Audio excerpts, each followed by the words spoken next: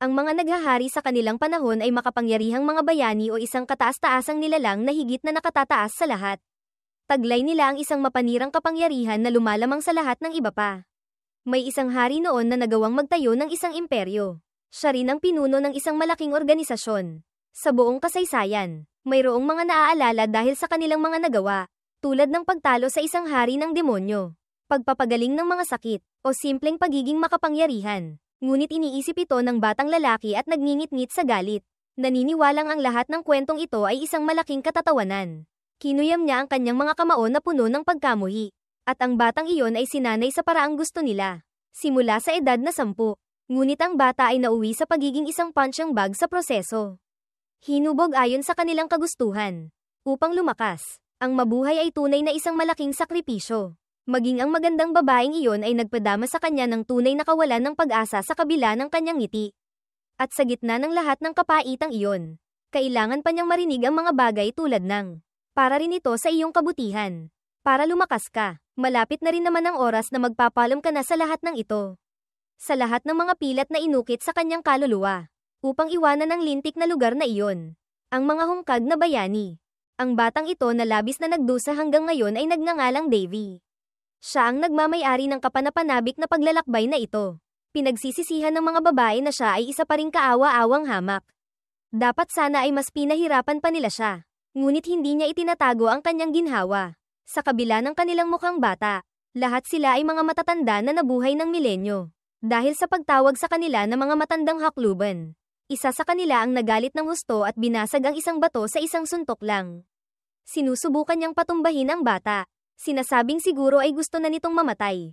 Ngunit binaliwala lang ng bida ang kanyang pag-aalboroto. Sinusubukan siyang pigilan ng iba. Ngunit desidido siyang turuan ito ng leksyon. Nag-aalok ng libreng facial reconstruction ng walang anesthesia. At patuloy niyang sinusubukang kumawala sa mga pumipigil sa kanya. Ngunit napagtanto niyang walang saysay ang kanyang mga pagsisikap. Samantala, patuloy siyang binaliwala ng bata. Sa kabila ng pabirong komento, ito pa rin ay isang pamamaalam. At kahit papaano, mamimiss siya ng mukhang batang matanda. Hiniling niya na habang nabubuhay ang bata, hindi niya sila kakalimutan. Saglit, tinitigan niyang mabuti ang lahat ng mga taong iyon. Na para bang humahanga, ngunit agad din niyang tinalikuran ang mga ito. Hindi interesado na alalahanin ang mga araw na iyon. Iniwan ang marami sa mga nag-ambag sa kanyang malupit na pagsasanay. Naglalakad ang bata sa kanyang landas. Ngunit may bahagyang ngiti sa kanyang mukha.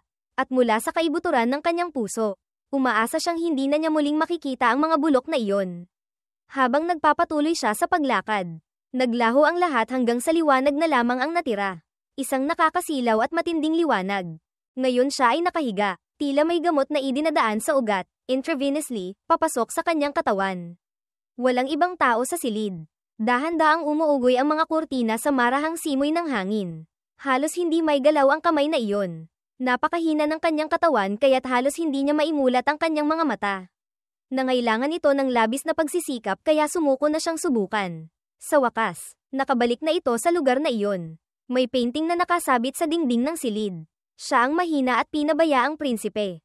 At ang kanyang buong pangalan ay Davy Alm. Ang Round Kingdom ay nasa silangang bahagi ng kontinente. Isang hindi gaanong mahalagang bansa na nagluwal ng isang hindi rin gaanong mahalagang tagapagmana. Hindi tulad ng dati niyang buhay. Inakala niyang may ilang pribilehiyo sa pagiging ipinanganak na maharlika. Tulad ng isang hukay ng luho. Ngunit malinaw na isa lamang siyang hanggal sa pag-iisip niyon. Akala niya ay magiging mapayapa ang kanyang buhay. Hindi na mamalayan kung gaano kapanganib ang posisyon ng tagapagmana. Ang mga nagsabuatan laban sa kanyang pamilya ay naglagay ng lason sa kales. At lumaki siyang palaging inaatake. Dahil mahina siya, nanganganib din siyang mapatalsik sa pamilya. Sa kanyang mga alaala, nagsimula siyang maalala na may nagmamasid sa kanya at mas pinili niyang kalimutan ang bahaging iyon. Ang kanyang prioridad ngayon ay gumaling. Maaari niyang harapin ang lahat ng iba pa mamaya.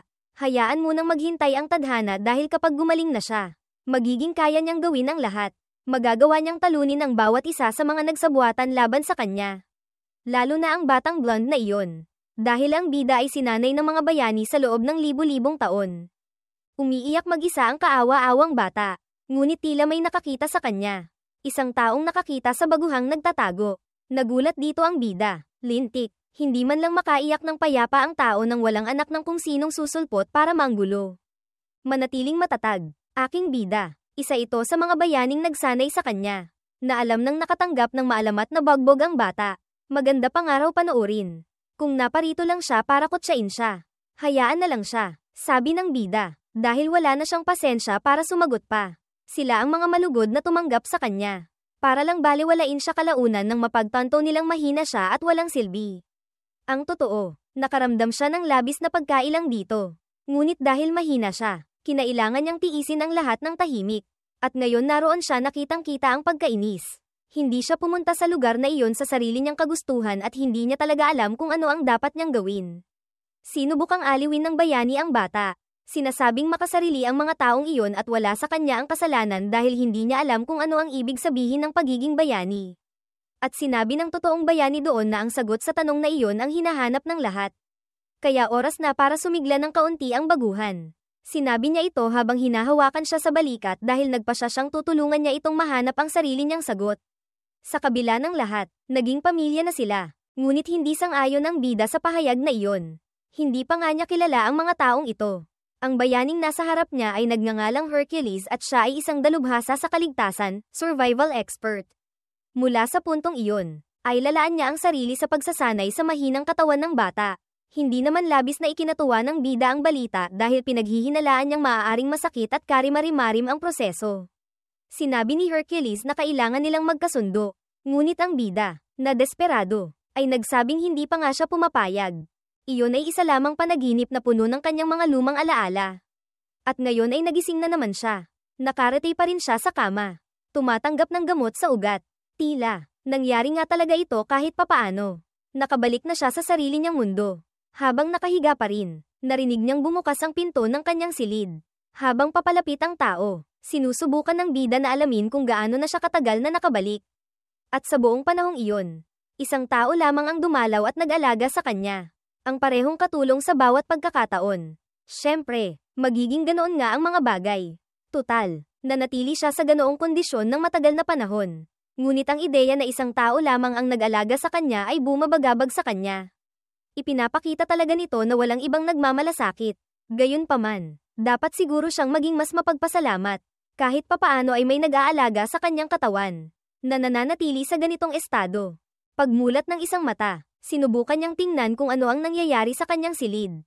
Sinubukan niyang umupo sa kama. Napakahirap pa ring igalaw ang kanyang katawan. At maraming bagay siyang kailangang suriin kaagad. Ang unang ginawa niya ay abutin ang isang kalendaryo. Tutal, kailangan niyang malaman kung anong araw na at gaano karaming oras ang lumipas. Ito ang ika-278 na araw ng taon. Baldis, ano ba naman? Ganoon ba kahirap para sa may akda na i-recycle din ang mga pangunahing konsepto tulad ng kalendaryo? Naiintindihan na namin na ito ay isang mundo ng pantasya. Anyway, 6 na buong taon na ang lumipas simula nang tamaan siya ng palasong iyon. Hawak pa rin ng bata ang kalendaryo at nagsimulang mag-isip. Naaalala ang araw na tinamaan siya sa likod ng mga palasong iyon. 6 na taon na pala simula nang atakihin siya. At panahon na para may managot dito. Hindi na siya pwedeng bumalik sa pagiging kaawa-awang tao. Kaya kailangan niyang manatiling nakatuon sa ganap na paggaling. Pagtingin sa sariling kamay, nagpasya siyang oras na para magsimula. Kinuyam niya ng mahigpit ang kanyang kamao gamit ang lahat ng lakas na kaya niyang tipunin. Nagbibigay ng utos sa kanyang katawan na manumbalik ito. Pagkatapos noon, binuksan niya ang kanyang kamay. Naghihintay ng resulta, hanggang sa mapagtanto niyang walang nangyari. Talagang wala, hindi niya maintindihan kung bakit walang nangyayari. Kahit papaano, dapat mayroon. Nakatitig ang bida sa kanyang mga kamay nang may liwanag na lumitaw sa harap niya. Sinabi ng babaeng bayani na mayroon siyang maraming banal na kapangyarihan, divine power, na dumadaloy sa kanyang mga kamay. Hindi naman iyon masamang bagay. Ngunit kailangan niyang matutunan ang tungkol dito. Maaari siyang maging pinakamagaling sa pagkontrol ng ganoong uri ng kapangyarihan. Ang banal na kapangyarihan ay talagang isang bagay na kapuri-puri. Nagmumula ito sa isang Diyos na namamahala sa kadalisayan at kalusugan. Tanging ang mga minamahal ng Diyos na ito ang maaaring makatanggap ng gayong kapangyarihan. Si Daffy ang nagturo sa bida kung paano ito gamitin. Kinailangan niyang matutunan ng lahat sa kanyang sarili. At salamat sa kanyang pagsisikap, nakapagtuto ang bida ng isang bagay. Ang pinakamalaking problema ay nanatiling hindi aktibo ang kanyang orihinal na katawan sa loob ng 6 na taon. Sa kabila ng mga hamon, lahat ng karanasan niya ay nakaimbak sa kanyang kaluluwa. Ngunit ang kanyang katawan ay lubhang nanghihina pa rin. Kaya kakailanganin pa niya ng kaunting panahon bago niya magamit ang kanyang buong potensyal. Maging ang pinakapangunahing kakayahan sa pagpapagaling ay hindi gumagana dahil ang kanyang katawan ay kasing sira ng isang lumang kotse. Sinusubukan niyang gamitin ang healing magic ng paulit-ulit. Sa ibang pagkakataon, sumuko na sana siya sa puntong ito. Ngunit ang kanyang determinasyon ay napino na. Binyantaan pa nga niya ang sarili niyang katawan. Mas mabuting maging kapaki-pakinabang ito kaagad o magiging komplikado ang mga bagay. Pagkatapos ng panloob na dialogong iyon, sa wakas ay nagawa niyang isagawa ang kanyang unang spell. Hindi niya kayang sayangin ang gayong napakagandang pagkakataon. Matagumpay na pinagaling ang kanyang sarili gamit ang healing magic. Sa wakas, nagkaroon na siya ng lakas na tumayo sa sarili niyang mga paa. Tunay na kahanga-hanga na nagawa niya talaga ito dahil ngayon ay nagagamit na niya ang banal na kapangyarihan gamit ang sarili niyang katawan. Ang natitira niyang mga kakayahan ay babalik sa sandaling ganap na niyang mabawi ang kanyang katawan. Ang unang ginawa ng bata ay lumakad papunta sa bintana. Nararamdaman ang marahang simoy ng hangin na dumadampi sa kanyang mukha. Higit pa riyan, ang tanawin niya sa kaharian ay tunay na maganda. Matagal na panahon na mula nang huli niyang makita ang araw. Nagbigay iyon sa bida ng isang napakagandang ideya. Ngayon na may mapaglarong ngiti sa kanyang mukha, inunat niya ang parehong braso. Nakabukas ang mga palad, gamit ang lahat ng kapangyarihang taglay niya sa kasalukuyan.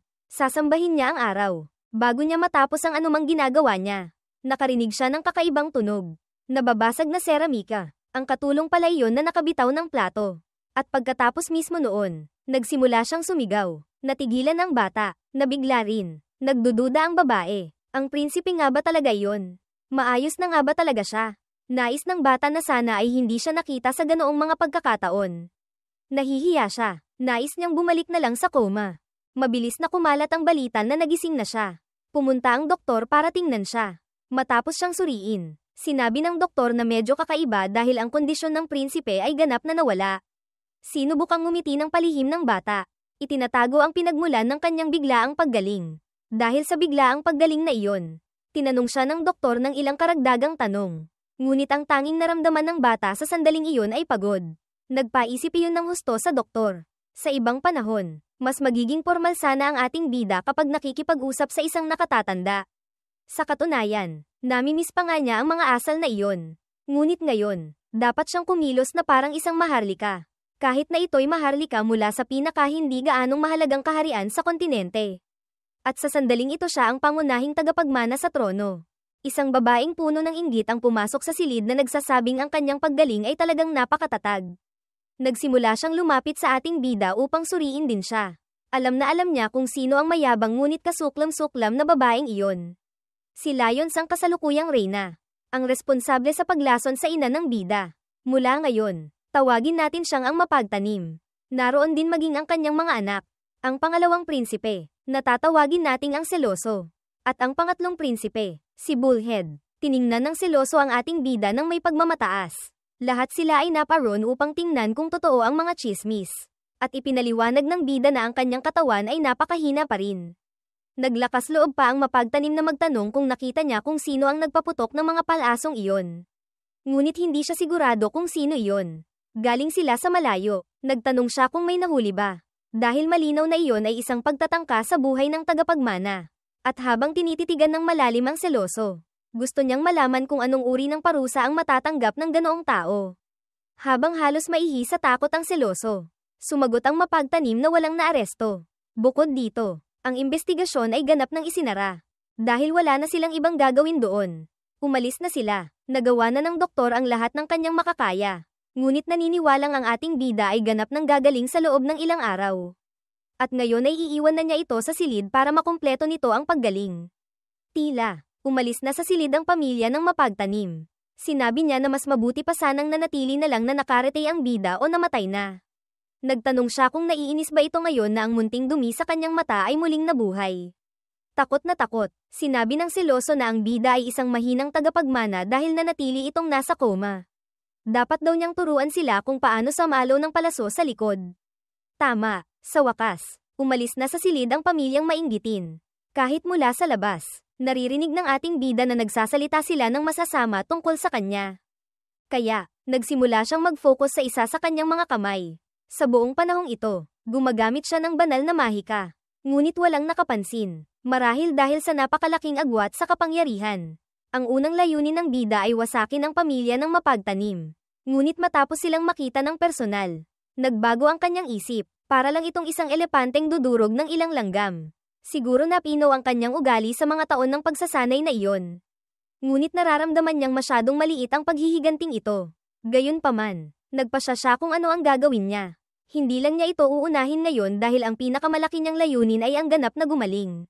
At pagkatapos ng napakatagal na hindi pagkain, iniisip niya kung ano ang kanyang susunod na kakainin. Oras na para gawin ang unang pag-update sa kanyang itsura.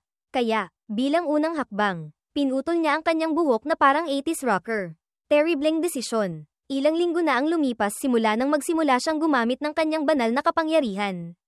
At para mapabilis ang kanyang paggaling, gumagawa rin siya ng mga pisikal na ehersisyo. Kahit ganoon, napaka-boring ng kanyang routine. Walang masayang gawin. Gayunpaman, dahil nakatuon siya sa sirkulasyon ng kanyang mana, napakabilis talaga ng kanyang paggaling. Dagdag pa rito, nagdaragdag siya sa kanyang kaalaman. Nag-aaral ng necromancy at tradisyonal na mga kasanayang medikal dahil parehong nagsasangkot ang mga ito ng malalim na pag-unawa sa katawan ng tao. Ngayon, kaya nang gumawa ng bida ng ilang talagang astig na bagay sa pamamagitan lang ng pagpapatunog ng kanyang mga daliri. Tulad ng pagpapagalaw ng tubig sa paligid ng kanyang katawan. Tunay nga, mas pinapadali ng paggamit ng mahika ang buhay. Habang nalilibang siya, may nagsabing may mensahe para sa kanya. Si Amy pala iyon. Nakara-rating lang. Ngunit hindi naman siya gaanong nasabik sa balitang iyon. Dinala na rin ang kanyang pagkain at hindi ito mukhang keitakam-takam. Isa lamang itong generic na sopas na ang nasirang inaasahan niyang makakain ng masarap ay mas masakit pa kaysa sa mga palaso sa kanyang likod. Dahil itinuturing pa rin siyang pasyente. Tinatrato siya na parang matanda. Dahil walang magawa si Amy tungkol dito. Humingi siya ng paumanhin sa prinsipe. Hindi magiging sapat ang mga sustansyang iyon. Kaya, inutusan niya itong magdala pa ng 5 serving. Ngunit pagkatapos niyang ubusin ang kanyang plato, napagtanto niyang kailangan niya ng 10 bahagi. Na labis na ikinagulat ng katulong. Nakikita ang pag-aalinlangan nito. Tiniyak niya rito. Sinabing ayos lang. Kaya niyang ubusin ang lahat ng walang nasasayang. Salamat sa hilang magic. Napakabilis ng kanyang panunaw. Tila, naging isang makina ang bida. Isang makinang pandumi. Gayunpaman, talagang nararamdaman niyang gumaganda ang kanyang katawan. Ngunit pagkain papasok, pagkain palabas, at ang taong kumakain ng ganoon ay tiyak na mangangailangang pumunta sa banyo. Kahit papaano ay hindi siya tinitibi. Iyon ay tiyak na mas malala. Nakaupo sa isang silya, nakasuot siya ng salamin at nagbabasa ng ilang bagay. Napaharap siya sa isang hindi inaasahang problema. Humingi ng paumanhin ang katulong sa prinsipe. Ngunit alam niyang hindi ito ang may kasalanan sa lahat ng iyon. May ipinadalang invoice sa kanya. Kailangang bayaran ng prinsipe ang kanyang kinakain. Kaya, tinanong niya ang katulong kung ilang staff ang nagtatrabaho doon. Medyo nahihiya. Sinabi niyang siya lang ang nag-iisang nagtatrabaho sa lugar na iyon. Na ikinagulat ng bida. Medyo problema iyon. Ngunit hindi naman ito gaanong bumagabag sa prinsipe. Maraming prinsipe na ang tumira sa bahay na iyon dati. Ngunit ngayon ay iisang katulong na lang ang namamahala. Napagtantong kailangan niyang pamahalaan ang lugar. Tinanong niya kung magkanong pera ang inilaan sa kanila. Sinabi ng katulong na nakatanggap sila ng 6.000 gintong barya. Ngunit sa kasalukuyan ay 10 na lang ang natitira. Dahil lubhang kainahinala ito. Tinanong niya kung ano ang dapat nilang buwanang budget. At sinabi ng katulong na dapat silang makatanggap ng 500 barya. Ngunit ang talagang natatanggap nila ay mas mababa sa 100. Ang unang naisip ng ating bida ay may kumukupit ng pondo. Pagkatapos ay nag-alala siya tungkol sa sweldo ng katulong at tinanong kung kumusta ang sitwasyon para sa kanya. Ayaw na niyang magtanong ulit. Itinuring niyang mahalagang malaman kung binabayaran ba siya ng makatarungan. Medyo nag-aalangan magsabi ang dalaga. Ngunit 1/4 lamang ng kanyang buong sweldo ang natatanggap niya para lamang sa pagtatrabaho para sa prinsipe. Patunay na iyon na isa siyang mabuting tao. Ngunit medyo mapaniwalain pa rin siya. Ang mga katulong na tulad niya ay madalas na nagiging pag-aari ng mga maharlika. Si Amy mismo ay anak ng isang baron. Naging katulong siya dahil sa ilang komplikasyon sa buhay at ngayon ay nag-aalaga ng maliliit na gawain. At sa nakalipas na 6 na taon, nakatuon siya sa pag-aalaga sa prinsipe.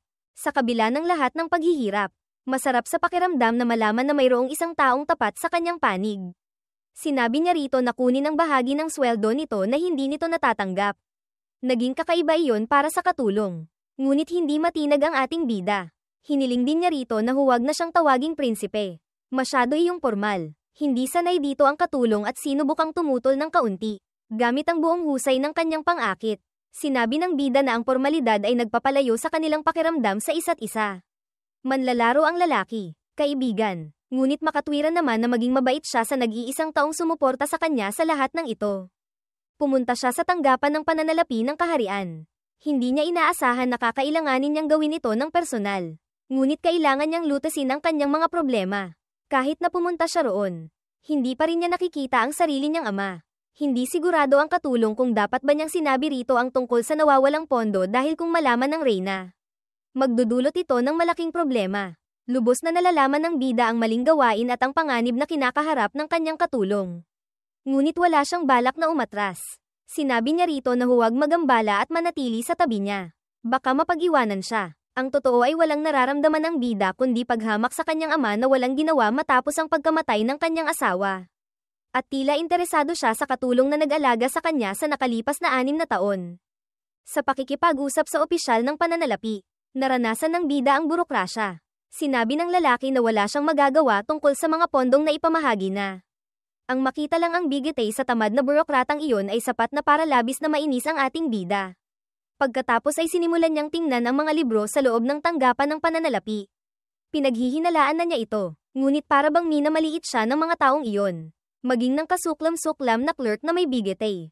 Ngunit sawa na ang bida sa lahat ng iyon at walang pakialam na naupo ng pabagsak sa isa sa mga armchair. Malalim siyang napabuntong hininga sa sitwasyon. At may seryoso at matalim na tingin. Tinanong niya kung pinaglalaroan siya ng clerk. Hindi lang ang clerk na iyon, kundi lahat ng nasa silid ay nagulat sa kanyang reaksyon. Pagkatapos ay dumiretso siya sa punto at tinanong ang clerk kung bakit hindi niya natatanggap ang lahat ng kanyang barya. Sinabi ng clerk na binabawasan nila ang mga gastos sa pagpapanatili, maintenance, sa kastilyo. Tila, lahat ng maharlika ay ganoon din ang ginagawa. Muling napabuntong hininga. Sinabi ng bida na sinusubok talaga ng clerk ang hangganan ng kanyang pasensya dahil ang lugar na tinitirhan niya ay walang kahit anong maintenance. Lahat ay mukhang napabayan at inabandona. Kaya, naghihintay siya ng paliwanag mula sa clerk tungkol sa sitwasyong ito. Lalo na kung saan talaga inilalagak ang pera. Sa harap ng isang maharlika. Kahit na isa na halatang galit, walang magawa ang clerk kundi sumunod. Hindi karaniwan para sa mga prinsipe na alamin ang kanilang sariling pananalapi. At dahil doon, hindi nakahanda ang clerk ng accounting. Ang sagot niya ay ganap na walang silbi. Sinabi niya na hindi pinangangasiwaan ng Departamento ng Pananalapi ang mga bayarin sa maintenance. Kahit na patuloy na magtanong ang prinsipe, pinamamahalaan lang ng tanggapang iyon ang budget. Wala sila roon para mamigay ng pera. Inaasahan na ng bida na marinig ang ganoong bagay. Sinabi niya na kahit anong departamento, palagi silang makakahanap ng ibang mapagbabalingan ng sisi. Dahil tapos na ang kanyang pakay doon. Aalis na siya. Tinanong ng clerk ng pananalapi kung papunta siya sa departamento ng maintenance. Ngunit walang dahilan ang prinsipe na pumunta roon dahil alam niyang ibibigay nila ang parehong paliwanag. Ipapasa lang ang sisi sa ibang departamento para makakuha ng mas maraming oras.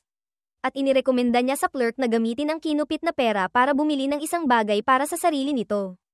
Pagbalik sa mga pasilyo, sarkastikong nagkomento ang ating bida kung gaano kahusay ang pagpapanatili sa lugar. Talagang mahirap makitungo sa mga maharlika, lalo na kung isasaalang-alang kung gaano kahusay ang bayad sa mga clerk na iyon. Kahit na bahagi lang ng kanyang sweldo ang natatanggap, patuloy na nagtatrabaho si Amy para sa kanya. Habang tinitingnan ng kanyang katulong ng may palakaibigang tingin. Tinanong niya kung maaari itong kumuha ng espada para sa kanya. Nalabis na ikinagulat ng dalaga.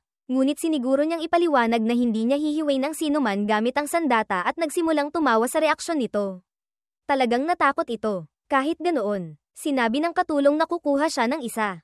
Hindi nagsinungaling ang bida sa kanya. Wala siyang balak na humiwa ng tao. Ang hihiwin niya ay hindi man lang karapat-dapat tawaging tao. Kaka-activate lang ng bida ng violence mode. Dahil nasa marupok siyang posisyon. Kung magsisimula siyang managa ng mga tao nang walang dahilan, magiging malaking problema ito. Mapapatalsik siya kaagad. Dahil sasabihin ng mga maharlika na nabaliw na siya. Walang paraan na papayagan nila ang ganoong mga kilos. Ngunit walang balak ang ating bida na manatili sa posisyon ng kahinaan sa harap ng bulok na maharlikang ito. Pagkatapos ng ilang pagsisikap, nagawa niyang manghuli ng isang baboy ramo. Hindi maintindihan ni Amy kung paano niya nagawa iyon. At sinabi ng ating bida na nagkataon lang na natagpuan niya ang hayop sa harap ng kastilyo. Kasinungalingan iyon. Hinuli niya ang hayop na iyon. Ngunit magpapanggap siyang mahina at hiniling sa katulong na kumuha ng plato at isang waterproofing agent kung mayroon sila. Ngunit mas nag-aalala ang katulong sa ibang bagay na pumukaw sa interes ng prinsipe. Sinabi niyang hindi niya maaaring payagan na dumampi ang dugo ng hayop sa mga kamay ng Maharlika. Bukod pa rito, hindi niya maaaring payagan siyang katayin ng bangkay. Maaaring magresulta ito sa pagkasugat niya sa sarili. Hawak ang kutsilyo. Sinabi ng ating bida na ayos lang. Walang nanunood para lang lalo siyang mag-alala. Hindi siya makakausap sa hari sa ngayon dahil sa schedule pampolitika. At wala rin siyang gaanong magagawa sa ibang mga departamento. Ginagawa ng Reyna ang lahat para pahirapan ang kanyang buhay. Ngunit ang ating bida ay isang dalubhasa sa kaligtasan. Tutal, sinanay siya mismo ni Hercules. At ngayon ang baboy ramon na iyon ang magiging hapunan niya. Ang panganib na dulot nito ay balewala sa kanya. Sa silid ng mapagtanim na Reyna, patuloy niyang pinapaypayan ang kapaitan ng kanyang kaluluwa. Gusto niyang malaman kung ano ang binabalak ng prinsipe. Napansin niya na simula nang magising ang bida. Kakaiba na ang kilos nito. Ayon sa mga doktor, halos hindi makalakad ang prinsipe. Maaaring abutin ng isang buong taon bago siya gumaling. Sinabi ng lingkod, assassin, na walang dahilan para pagdudahan ang impormasyong iyon. Habang matatag na nakatingin sa lingkod, hindi sumang-ayon ang mapait na Reyna. Ang lingkod na iyon ay kabilang sa isang samahan ng mga asesino. Ang Black Moon. At kahit na ginagamit niya ang mga serbisyo nito, hindi pa rin mapakali ang mapait na Reyna kapag malapit ito. Idinagdag din niya na ang mga kasamahan nito ay pangkaraniwan lamang. Tungkol naman sa prinsipe, ang mismong anak na pinabayaan ng hari, hindi siya naniniwala na may magbabago. Kahit pagkatapos ng lahat ng mga taong ito, naniniwala siyang ang buhay ng tagapagmana ay nasa palad ng kanyang kamay. Kahit papaano ganoon dapat ang mga bagay. Ngunit lumalaki ang kawalan ng katiyakan ng mapait na Reyna. May sasabihin ng asesino na iyon sa Reyna. Inirekomenda niya na huwag insultuhan ng Reyna ang kanyang mga kasamahan anuman ang kanilang uri. Nang marinig ito, umatras ang Reyna. Sinabing ipinapahayag lamang niya ang kanyang mga alalahanin. Naniniwala siyang mapipigilan niya ang mga plano ng prinsipe anumang oras. Ngunit kung hindi mangyari ang mga bagay ayon sa kanyang plano, mayroong magbabayad sa huli. Itinapon ang natitirang tsaa mula sa kanyang tasa sa sahig. Pinaalis niya ang lingkod. Ang Reyna ay lalong nagiging hilig na tanggalin ang prinsipe. At ang lingkod ay naghihintay lamang ng kanyang utos. Samantala, sa tirahan ng tagapagmana, siya at ang kanyang katulong ay nagkakaroon ng isang napakasayang hapunan. Ang landas ng mana ay parang pagtuhog ng karayom sa maraming hibla. Lumilikha ito ng daloy ng maingat. Kahit papaano, ganoon siya tinuruan. Ang pinakamahihirap na landas ay ang mga ugat at ang utak mismo. At kung ayaw mong mabulag ng hindi sinasadya, dapat mong bigyang pansin ang aral na iyon. Ang kanyang guro ay isang paring babae, priestess, na mahilig maglasing. Kaya niyang hatiin ang karagatan sa isang salita lamang. At nagsaya siya ng husto sa pagsasanay na iyon. Mayroon ding isang salamangkera, mage, na napakaliit kaya ang tanging nakikita niya ay ang tungkod na dala nito. Namamahala sa lahat ng pagsasanay na iyon ay isang diyosa na responsable para sa kalusugan ng bida. Ang mga taong iyon ay hindi lang naroon para magmasid. Darating ang tulong sa anumang paraan. Ang mga larawang ito ay pumasok sa kanyang isipan. Mga alaala lamang mula noong nagsimula siyang magsanay at noong sinimulan niya iyon. Ang eksperimento na hindi na niya nais pang ulitin. Sa labas, nasa hardin siya. Tinanong ng katulong kung ano ang hinahanap niya roon sa araw na iyon. Maganda at kaaya-aya ang panahon. Kaya't maging ang kagubatan ay mukhang mas elegante. Sinabi ng ating bida sa katulong na maaari na itong umalis. At kung may maghanap sa kanya, dapat itong ipaalam. Ngunit hiniling niya rito na huwag masyadong magpagod sa mga gawain nito. Ang magandang bagay ay unti-unti na siyang nasasanay sa routine ng prinsipe. Tumututol pa rin siyang kumain kasama niya. Ngunit mas panatag na siya kaysa dati. Tinutulungan siyang magtamasa ng mapayapang araw habang tinatapos niya ang kanyang paggaling. Nakaupo sa gitna ng hardin. Naghahanda ang ating bida na simulan ng proseso. Nagko-concentrate ng kanyang mahika. Isang mana field ang lumitaw sa paligid ng kanyang katawan. Sa loob ng field na ito, nagsimulang mabuo ang maliliit na dilaw na espera ng enerhiya hanggang sa nagsimula itong umikot sa katawan ng bida. At nanatili siyang lubos na nakatuon. Sa prosesong iyon, sinisipsip niya ang mana mula sa kalikasan mismo. Ang teknik na ito ay tinatawag na mana breathing. Natutunan niya ito mula sa Diyos ng mga salamangkero. Si Odin mismo, may limitasyon kung gaano karaming mana ang kayang iimbak ng katawan. Kaya dapat gawin araw-araw ang pagsasanay na ito. Ang mahimalang bahagi ng teknik na ito ay pinapayagan nito ang pag-unlad na aabutin ng buwan na makamit sa loob lamang ng mga araw. Kung malaman ng kaharian ang teknik na ito, magdudulot ito ng revolusyon. Ngunit walang balak ang ating bida na ibahagi ang kaalamang iyon. Lalo na dahil hindi ito isang bagay na madaling makamit. Nananatili siyang nakaupo sa damuhan. Nararamdaman ang daloy ng simoy ng hangin sa kanyang katawan. Lubos na nalalaman na mayroong isang nanghihimasok sa malapit na nagmamasid sa kanya. Lumalaki ang kanyang kuryosidad tungkol sa pagkakakilanlan ng nanghihimasok. Ngunit isang bagay ang sigurado siya. Tiyak na kagagawa nito ng Reyna. At para maiwasan ang mga problema, nagkukunwari siyang wala siyang napansin dahil kapaki-pakinabang pa rin para sa kanya na makita bilang isang hanggal at mahinang prinsipe. Salamat sa kanyang mana distortion field. Nakakapagsanay siya ng payapa, at ngayon kaya na niyang mag-imbak ng mas marami pang mana. Ngunit may isang problema. Palapit siya ng palapit sa sandali kung kailan kailangan niyang gawin iyon. Iyong lintik na mana circle. Hindi magamit ng mga pari ang mahika at hindi magamit ng mga salamangkero ang banal na kapangyarihan. At ang necromancia ay isang teknik na hindi kayang gamitin ng sinuman sa kanila. Ngunit tulad ng marahil ay napansin mo na ngayon. Kayang gamitin ng bida ang lahat ng tatlong kapangyarihan. Salamat sa mga pagsisikap ng dalawang baliw na guro na iyon at ng mga bulok na mananaliksik. Ang pag-iisip pa lang tungkol sa proseso ay nagpapaduduwal sa bida. Ang mga ordinaryong salamangkero ay gumuguhit ng isang mana circle sa kanilang mga puso upang makontrol nila ang kanilang sariling mana. Sa kasamaang palad, pinipigilan sila ng paraang iyon na gumamit ng banal na kapangyarihan at necromancia. At kung susubukan niyang pilitin ito, maaaring masira ng bida ang sarili niyang puso. Kaya naman mayroon siyang isang bilog na espesyal na ginawa para sa kanya. Ang pangalan nito ay ang Artery Circle. Sa pamamagitan ng pagtuon sa mga arterya ng kanyang katawan, nakakagawa siya ng isang bilog na tumutulong sa pagkontrol ng daloy ng mana. Ginagamit ni Basky, ito ay malamang typo sa orihinal. Dapat ay ang bida, ang kanyang buong katawan para sa gawaing ito. Na nakakamit ng hindi kapani-paniwalang mga resulta. Ang problema ay ito ay halos isang pagbabago sa katawan. Isang napakadelikadong proseso. Ang isang pagkakamali ay maaaring mga hulugan ng kamatayan. Ito mismo ang dahilan kung bakit hindi sabik ang ating bida na pagdaanan ito muli. Ang huling beses na sinubukan niya ito, nagtagumpay siya na may napakaliit na puwang lamang para sa pagkakamali. At iyon ay sa tulong ng kanyang mga guro. Ngayon, nakailangang gawin ang proseso ng mag-isa. Hindi siya sigurado kung kaya niya. Hindi inaasahan. Naramdaman niyang may mga kamay na humipo sa kanya. Mismong sa harap ng kanyang mga mata ay lumitaw ang mga anyong aninag. Ngunit pamilyar ang kanilang mga itsura. Sila ang kanyang mga guro. Ang pagkabigo ay tiyak na hindi magiging mas masahol kaysa sa paggugol ng milenyo sa templong iyon. Iyon mismo ang motibasyong kailangan niya. Sinimulan ng ating bida ang proseso. Hinuhubog niya ang sarili niyang mahiwagang bilog. Papalubog na ang araw at lumabas ang katulong para hanapin ang prinsipe. Lagpas na sa oras ng hapunan at huli na ang bida. Bagaman paminsan-minsan siyang nahuhuli, hindi siya kailanman lumiliban sa pagkain.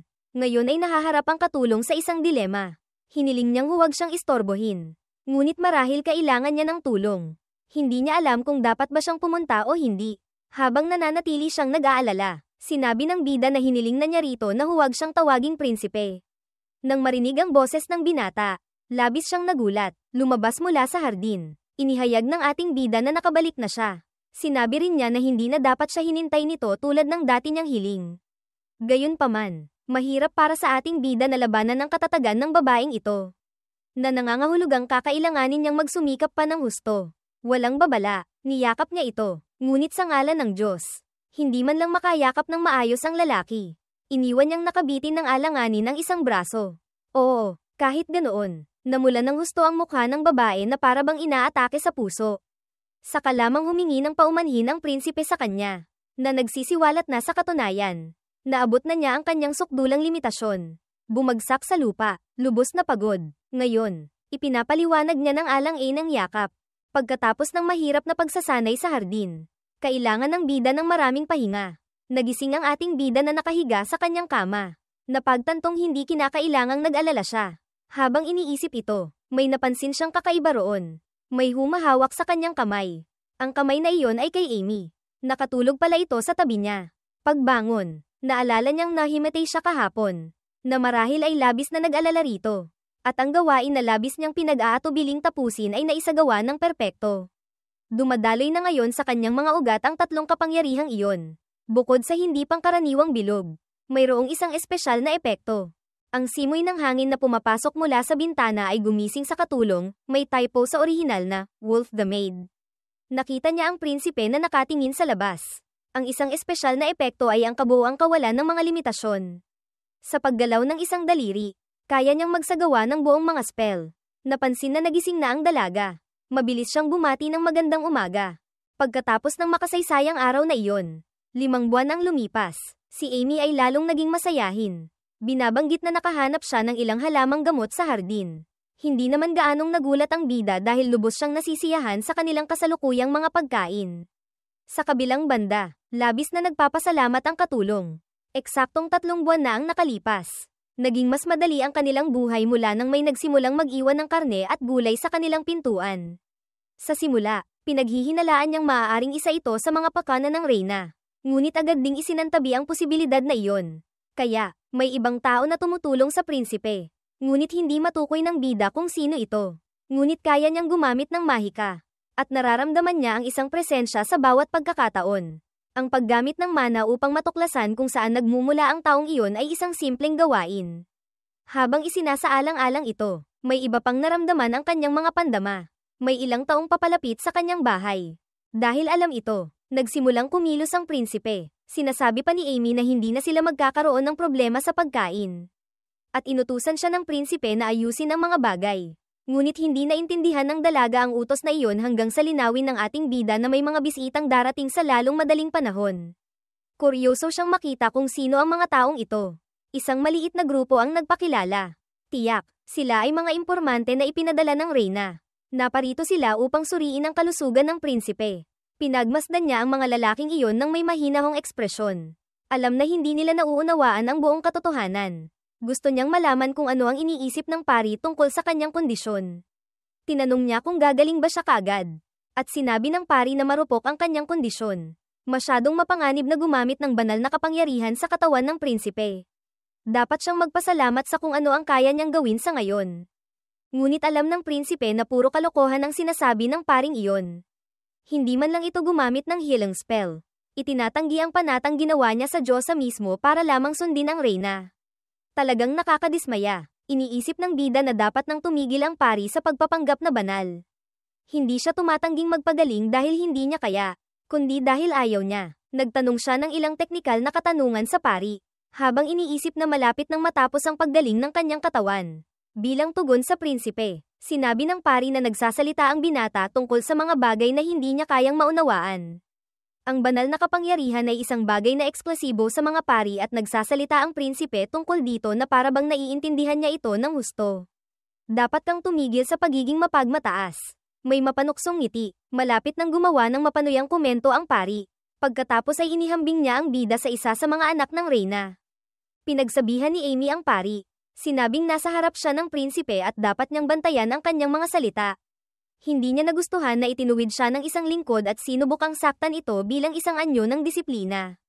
Nakita ng prinsipe ang lahat ng iyon at hindi niya ito nagustuhan kahit kaunti. Nagsimulang magyabang ang pari tungkol sa paggawa ng isang bagay na marangal. Itinutuwid ang isang potensyal na problema para sa prinsipe.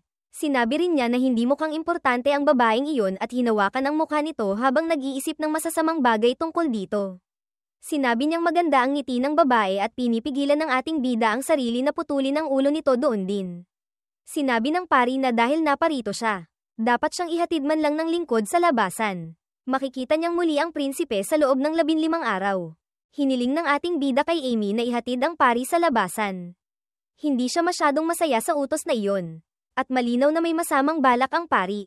Nagkunwari ang prinsipe na binaliwala ang masamang intensyon ng lalaki. Sa wakas, narating nila ang tarangkahan. Sinabi ng pari sa katulong na tandaan ang kanyang mga salita.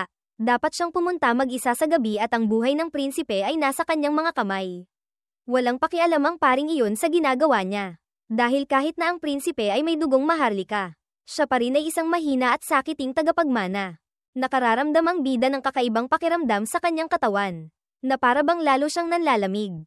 Hindi niya lubos maipaliwanag ang kanyang nararamdaman. Siguro ay galit na galit lang siya. Ngunit gumugol siya ng masyadong maraming oras sa templo ng mga bayani upang ilarawan ang ganoong pakiramdam sa simpleng mga termino. Itinuro sa kanya na mas mababa ka pa sa hayop kung hindi mo makontrol ang iyong emosyon. Ngunit hawak ang espada. Ibang-iba ang kanyang mga iniisip. Nag-alala ang mga pari habang papalapit siya. Hindi nila alam na siya ang prinsipe. Ang pagkontrol sa galit ay maaaring magsilbing gabay upang akayin ka patungo sa iyong mga layunin. Kung ang catamaran ng susi sa pag-unlad. Ang galit naman ang puwersang nagtutulak para matapos ang mga bagay. Ang dalawang paring iyon ay nakahandusay sa lupa. Malamang na hindi nabuhay. Ang kanilang pinuno ay patuloy na nagbabanta sa katulong. Nililinaw na kaya niyang patayin ang prinsipe. Sinabi niyang napakawalang halaga ng buhay ng prinsipe kaya't ang kanyang pagkamatay ay magdudulot ng malaking kagalakan sa reyna at walang sino man sa kaharian ang nasa panig ng prinsipe.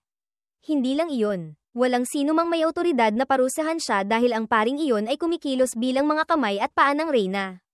Hinintay ng bida na matapos ang talumpati at sinabing napakagaling nito dahil kailangan din niya ng dahilan na maibigay. Pagkatapos ay iwinasiwas niya ang kanyang espada sa paring iyon. Bumagsak ang lalaki sa lupa na lubos na nasa awa ng prinsipe. Tinanong ng ating bida ang kanyang lingkod kung ano ang parusa sa paglapastangan sa pamilya ng hari. Hindi inaasahan ng pari na mangyayari iyon. Iniisip na nakarete pa rin ang prinsipe. Alam ng ating bida na kuryoso rin ito kung paano man lang naigagalaw ng prinsipe ang kanyang katawan. Kaya naman napakababa ng antas ng pari. Hindi nila kailanman kinailangan ang ganoong uri ng pangkaraniwang kapangyarihan. Kaya, tinanong niya muli ang kanyang lingkod. Idiniin na sinabi na niya ritong huwag siyang pag-ulitin. Alam na alam niya kung ano ang parusa para sa ganoong uri ng krimen. Agarang pagbitay. At iyon mismo ang nangyari sa pari na ang ulo ngayon ay nakabitin mula sa kanyang leeg. Tumulo ang dugo sa sahig. Nasa matinding paghihirap ang pari. Sinabi niyang hindi ito hahayaan ng reyna na magtapos ng ganito. Narinig ng bida ang mga salitang iyon at bahagyang ngumiti. Pinasalamatan niya ang lalaki para sa babala. Ngunit nangako sa kanya ng isang bagay. Ang mga tumatayo laban sa prinsipe ay babagsak din. At nang matapos putulin ni Amy, may typo sa orihinal na, Agi, ang ulo ng hanggal na iyon. Sa bulwagan ng reyna, sinabi niyang baliw ang prinsipe dahil pinatay niya ang isang taong napakahalaga. Isang disipulo mula sa banal na lupain. Ngunit sinabi ng prinsipe na tinangka ng lalaking iyon na kunin ang kanyang buhay at ipinatupad lamang niya ang mga batas ng lupain. Galit na galit ang mapait na reyna. Sinubukan niyang saktan ang bida na nakita namang nakakatuwa ang sitwasyon. Habang siya ay nasa koma. Ang mga batas ng kaharian ay hindi kasing higpit. Hindi man lang sapat para imbestigahan ang nangyari sa kanya. Sinabi ng prinsipe na kahit pagkatapos ng lahat ng iyon, nanatiling tahimik ang hari at ang tanging ginawa niya ay parusahan ng isang taong lumapastangan sa pamilya ng hari. Walang katuturan na ang biktima ang parusahan para sa sarili niyang mga aksyon. Tinanong niya ang reyna kung kailan eksaktong naging mas mababa ang pamilya ng hari kaysa sa mga mababang ranggong disipulo.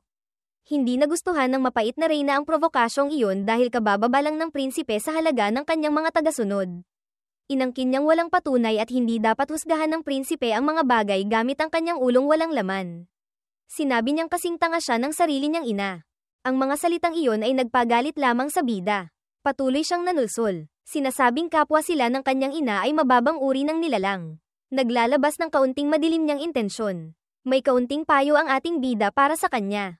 Hindi matalinong sampay ng mga magulang ng isang tao. Lalo na sa harap ng taong iyon. Napakakapal ng enerhiya kaya napaatras ang reyna. Nabunat ang mga balaraw kasama ng iba pang mga sandata rin.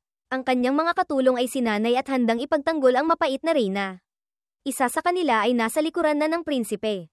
Pamilyar ang presensyang iyon. Sinabi ng ating bida na mas magiging interesante sana kung mas nagsikap pa ang reyna.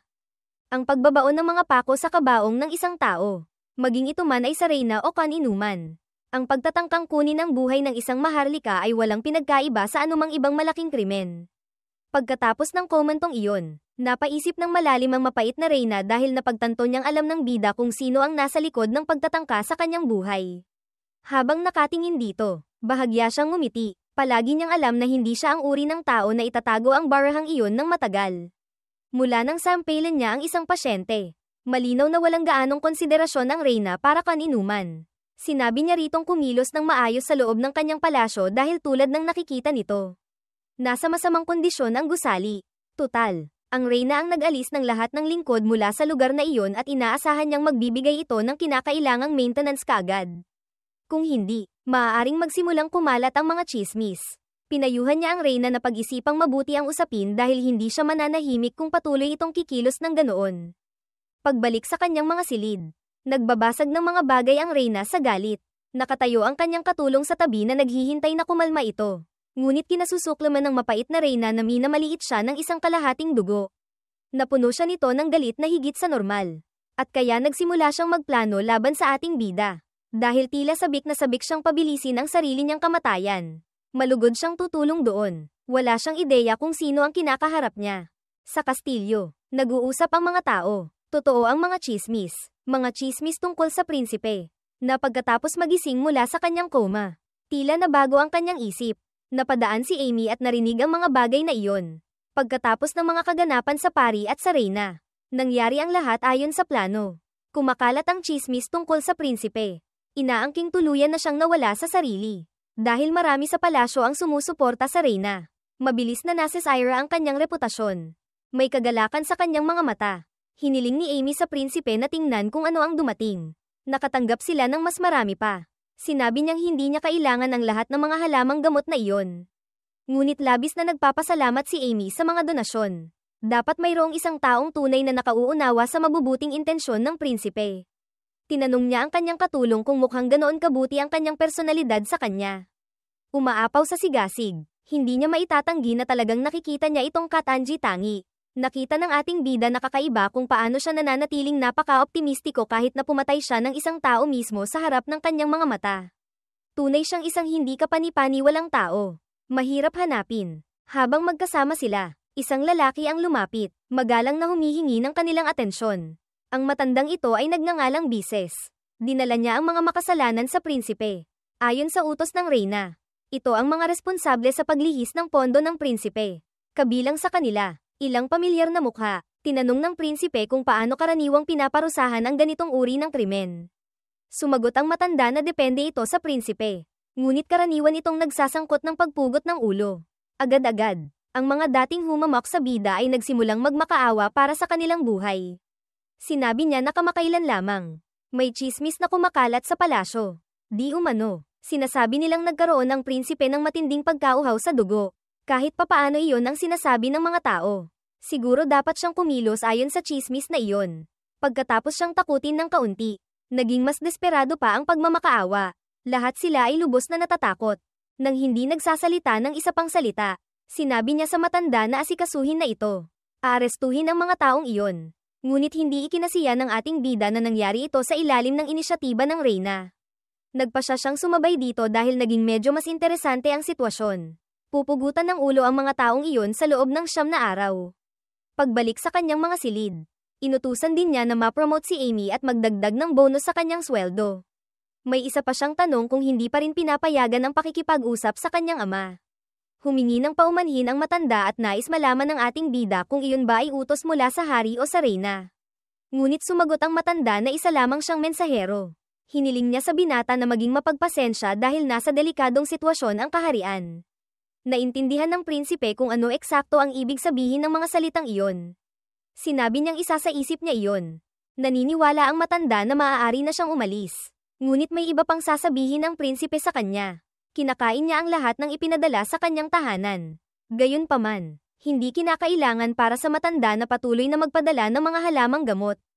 At dahil nagbago na ang mga bagay, hindi na rin kailangang magpadala ng pagkain. Nagsimulang ngumiti ang matanda. Sinabi niyang hindi niya alam kung ano ang pinagsasabi ng prinsipe. Ngunit tila pinagpala siya. Sinabi niyang malapit nang makatanggap ng mga bisita ang prinsipe at kailangan ng umalis. Nagulat ang ating bida kung gaano karami ang alam ng matanda tungkol sa palasyo. Pagkatapos ay nagsimula siyang magtaka tungkol sa katangian ng matanda dahil nagpanggap itong tanga. Kahit na naroon mismo ang lahat ng ebidensya, si Bises ang pinuno ng lahat ng naglilingkod sa hari. Noong bata pa siya, madalas siyang nakikita ng bida. Hindi niya inaasahan na nasa panig niya ang matanda. Pagkatapos ay naalala niya ang isang bagay na sinabi ng matanda na malapit nang magkaroon ng mga bisita ang prinsipe. At ganoon nga ang nangyari.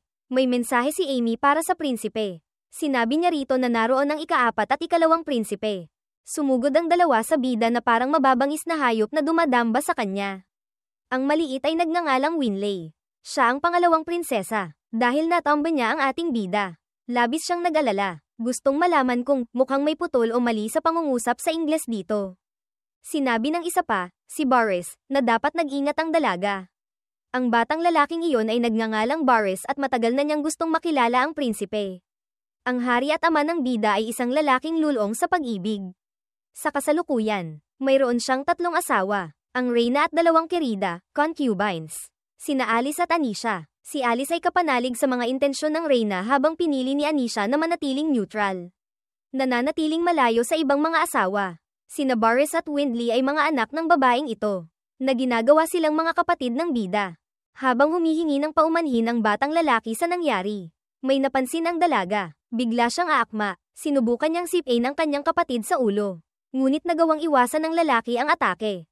Tinanong niya kung bakit iyon ginagawa ng dalaga. Labis siyang naiinis sa kilos ng kanyang kapatid, na masyadong formal at kakaiba ang kilos. Tutal, ito ang sabik na makilala ang prinsipe. Nagsimula silang magtalo ng mainit. Ipinapakita na sila ay tunay ngang magkapatid, na nag-udyok sa ating bida na obserbahan ang buong diskusyon. Narinig niyang inaasikaso nila ang isang grupo ng mga magnanakaw. Siguro totoo nga, at pagtingin sa kanila ng malapitan, halos hindi sila mukhang maharlika. Pagkatapos ng mahabang pagtatalo sa pagitan nila, ibinaling nila ang kanilang atensyon sa ating bida. Sila pa rin ang mga kapatid na laging nakikinig sa lahat ng sasabihin niya. Nainis ang dalaga dahil nagsimulang tumawa ang prinsipe sa kanilang pagtatalo. 6 na taon na ang lumipas mula nang huli silang mag-usap. Matapos mahulog sa koma ang prinsipe, ipinadala sila sa isang malayong lugar. 8 taong gulang pa lamang sila noon at wala silang gaanong magawa sa mga mahihirap na panahon. Bukod pa riyan, ipinadala ni Anisha ang kanyang panganay na anak na babae sa ibang kaharian dahil sa mga pakana ng mapait na reyna. Kinailangan niyang protektahan ang kanyang mga anak. Hindi napagtanto ng ating bida kung gaano kahirap gawin ang mga desisyong iyon. At hindi lahat ay kayang umunawan yun. Tinanong niya kung nakausap na ng kanyang mga kapatid ang kanilang ama. Sinabi nilang nakipagkita sila rito bago pumunta sa prinsipe. Gustong malaman ng ating bida kung kumusta ang hari. Sinabi ng kapatid na lalaki na mukha itong medyo pagod at napansin ng dalaga na hindi pa rin niya nakikita ang kanyang ama. Alam ng ating bida na maaaring mahirap, ngunit magagawa niyang makipagkita rito sa lalong madaling panahon. Papunta sa tirahan ng prinsipe, may nakita silang kailangang sabihin. Ang kondisyon ng lugar na iyon ay tunay na kaawa-awa. Sinabi niyang may ilang taong kumukupit ng budget, ngunit nahuli na ang mga taong iyon. Nang marinig ito, labis na nagalit ang kanyang kapatid na lalaki. Hindi niya matanggap na may gumawa ng ganito sa kanyang kapatid. Hindi katanggap-tanggap na ninakawan ng pera ang isang taong may sakit. Kakausapin sana nila ang hari, ngunit hiniling ng ating bida na huwag na nilang pagurin ang sarili nila roon. Mukhang aaksyon na ang kanyang kapatid, ngunit bigla siyang tumigil matapos mapagtanto ang narinig mula sa prinsipe. Mukhang kalmado ang bida at sinabing siya na ang bahala sa sarili niyang mga usapin. Ang muling pagkikita nila ng kanyang mga kapatid ay nagpasaya sa kanya. Hindi niya namalaya na napakaraming tao pala ang nasa panig niya. Bagaman maaaring imahinasyon lang niya ito, nagpatuloy siyang nakipag-chat ng casual sa kanyang mga kapatid. At tila may potensyal sa mahika ang dalaga. At muli, bumalik sila sa pagtalakay ng mga walang kwentang bagay. Ang kanyang kapatid na lalaki ay may talento rin sa pag-e-espada sa kabila ng kanilang madalas na pagtatalo. May mga talento sila. Pagkatapos marinig ang mga salitang iyon, nalaman niya ang tungkol sa isang paligsahan sa espada, na nag-alala sa kanyang mga kapatid. Ayaw nilang malaman ng prinsipe ang impormasyong iyon nang hindi ganito. At ngayon nagtatalo na naman sila. Pagkatapos ay muling umayos ang binata. Iniharap ang isang maliit na sober sa prinsipe. Ang paligsahan sa espada na iyon ay nagaganap tuwing 5 taon. At sa pagkakataong ito, gaganapin ito sa kaharian ng Pisti. Alam ng bida na ang layunin ng kompetisyon ay itaguyod ang pagkakaisa sa pagitan ng mga kontinente. Tulad ng Greek Olympics, pagbasa sa nilalaman ng sulat, nakita niyang may iba't ibang kategorya mula sa mga mersenaryo hanggang sa mga maharlika. Sinabi ng kanyang kapatid na dapat samantalahin ng prinsipe ang pagkakataon habang kaya pa niya. Dahil hindi pa siya kailanman nakaalis sa kahariang iyon. At dahil doon, humiling siya sa kanilang ama. Umaasa ang dalaga na makakapunta silang lahat ng magkakasama. Ang kaharian ng Paestia ay kilala bilang lungsod ng tubig. At tiyak na napakagandang lugar nito. Nagsimulang mag-isip ng kaunti ang bida tungkol sa mungkahi ng kanyang mga kapatid. Para lamang mapagtantong bumalik na naman sila sa pagtatalo. Sinabi ng ating bida na wala na siyang magagawa tungkol dito ngayon dahil hindi niya kailanman matatanggihan ang isang hiling mula sa kanyang kambal na kapatid, mukhang typo ang twin dito. Dapat, siblings. Nagsimula silang magdiwang ng masigla at hiniling ng prinsipe na huwag nilang sirain ang kanyang bahay. Masarap makita silang napakasaya at tama si Boris sa isang bagay. Hindi pa kailanman nakaalis ng palasyo ang bida at hindi masama para sa kanya na mag-enjoy ng isang kaganapan sa mundong iyon kahit minsan lang dahil ito ay isang pagkakataon na dapat tuklasin kung saan maaari rin siyang magsaya ng kaunti at nagsimula siyang hilingin na sana ay magsimula na ang paglalakbay para sa kanila. May ibang mga tao rin na nakakaalam tungkol sa paligsahan sa espada na ito. Malapit nang mag-14 si Boris at malapit na rin siyang maging ganap na nasa hustong gulang. Alam nilang malamang na kinakausap ng kambal, mga kapatid, ang prinsipe ngayon. Ngunit hiniling ng matanda, Bises, na huwag silang mag-alala dahil ang prinsipe ay nagiging isang huwarang tao. Siya ay kalmado at pinagkalooban ng mahusay na pangunawa at labis na nagulat ang matanda nang makita kung gaano siya nagbago. Para sa misteryosong lalaki, ang hari. Ang hatol ng matanda ay higit pa sa sapat. At ang mukhang lulong sa pag-ibig na hari ay nakikitang medyo malungkot ang sitwasyong ito. Isang larawan ng dating reyna ang nakalagay sa muebles. Tiningnan ng bida ang larawan ng kanyang ina nang may malaking kagalakan. Hanggang ngayon, binabalewala niya ang estado ng palasyo. Salamat sa tulong ng matanda, Bises. Naibalik sa ayos ang gusali ng napakabilis. Pinahalagahan din ni Amy ang pagsasaayos. Hindi siya makapaniwala na dumating na sa wakas ang araw at napansin ng bida na medyo kakaiba ang interes nito. Siguro ay masyado niya itong pinilit. Ngunit masaya si Amy na maayos ang takbo ng mga bagay. Pagkatapos ay tinanong nila ang prinsipe kung handa na ba siya dahil malapit na ang oras ng paglalakbay. Hiniling ng ating bida kay Amy na alagaan ang bote na iyon para sa kanya. Ngayon handa na silang umalis. Patungo sila sa kaharian ng Pisti, ang lungsod ng tubig. Ang kompetisyong ito ay isang kaganapan na umaakit sa atensyon ng mundo at may malaking impluwensya. Dahil makikipagkumpetensya ang kanyang kapatid. Nakasama ang prinsipe kahit na di umano'y may sakit siya. Kung maganda ang ipapakita ni Boris sa kompetisyon, tatamaan ang reputasyon ng selosong prinsipe, ang pangalawang prinsipe. Anak ng reyna. Pumayag ang reyna na lumahok ang anak ng kerida na para bang tiwala siyang mabibigo ito. Para bang nagpaplano siyang isabutahe ito kahit papaano. Dumalo rin ang hari sa kaganapan at tinatanggap bilang isang dignitaryo. Iyon ang unang beses na nakita ng bida ang hari simula nang magising siya. Para bang sa nakalipas na 6 na buwan. Iniiwasan ng hari ang sarili niyang anak. Inutusan sila ng hari na itaas ang kanilang mga ulo. Gusto niyang malaman kung tiwala ba ang kanyang anak. Sinabi ng binata na oo at gagawin niya ang kanyang makakaya upang katawanin ng maayos ang kanyang hari. At hiniling ng hari ang kanyang ligtas na pagbabalik. Pagkatapos noon, nag-usap sandali ang dalawa. Ngunit pagkatapos ay may napansin ang hari. Direktang nakatingin sa unang tagapagmana, ang bida. Na nakatitig din pabalik sa kanya ng matatag, nang hindi nagpapakita ng anumang reaksyon. Tinalikuran ng hari ang binata, ngunit sinabing napakabuting malaman na malusog siya. Napansin ng kapatid na babae ng bida na walang balak ang prinsipe na sayangin ang kanyang emosyon ngayon. Ngunit hindi siya nagulat sa kasalukuyang kondisyon ng kanyang ama. Sinasabi nilang ang partisipasyon ni Boris sa kompetisyong ito ay may malaking kahalagahan sa buong kaharian.